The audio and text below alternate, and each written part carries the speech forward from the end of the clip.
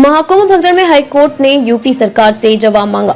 4 दिन की मोहलत दी, कहा जांच का दायरा बढ़ा सकते हैं या नहीं। इलाहाबाद हाई कोर्ट ने महाकुंभ 29 जनवरी को हुई भगदड़ को लेकर यूपी सरकार से जवाब मांगा है। कोर्ट ने सरकार को 24 फरवरी तक की मोहलत दी है। कोर्ट में भगदड़ की जांच न्यायिक निगरानी में करने और घटना के बाद लापता लोगों को सही ब्यौरा देने की मांग को लेकर जनहित याचिका दायर की गई है। बुधवार को कोर्ट ने याचिका पर सुनवाई की। राज्य सरकार से मौखिक रूप से पूछा, न्यायिक आयोग की जांच का दायरा बढ़ाकर इसमें हताहतों की संख्या की पहचान करें। भगदड़ से संबंधित अन्य शिकायतों को शामिल किया जा सकता है या नहीं।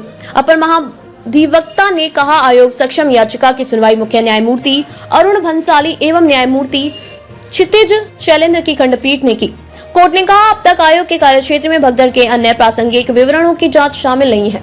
राज्य सरकार ने अपर महाधिवक्ता मनीष गोयल ने कहा कि आयोग भगदड़ के सभी पहलुओं की जांच करने के लिए पूरी तरह से सक्षम है। इस पर खंडपीठ ने कहा, जब आयोग की नियुक्ति की गई थी तब उसकी जांच के दायरे में हताहतों और लापता लोगों की संख्या पता लगाने के पॉइंट नहीं थे, इसलिए इन बिंदुओं को अब आयोग की जांच में शामिल किया जा सकता है। अधिवक्ता बोले, भगदड़ में 30 की मौत पर विवाद। दरअसल यह जनहित याचिका हाईकोर्ट बार एसोसिएशन के पूर्व महासचिव सुरेश चंद्र पांडे की ओर से दाखिल की गई है। याचिका में महाकुंभ में भगदड़ के दौरान लापता हुए व्यक्तियों का विवरण एकत्र करने के लिए न्यायिक निगरानी समिति के गठन की मांग की गई है। सुनवाई के दौरान याचिका के अधिवक्ता सौरभ पांडे ने कहा कि मीडिया पोर्टल ने राज्य सरकार द्वारा आधिकारिक तौर पर बताई गई मौतों 30 की संख्या पर सवाल उठाया है। मरने वालों के परिजन प्रमाण पत्र के लिए क्यों भटके।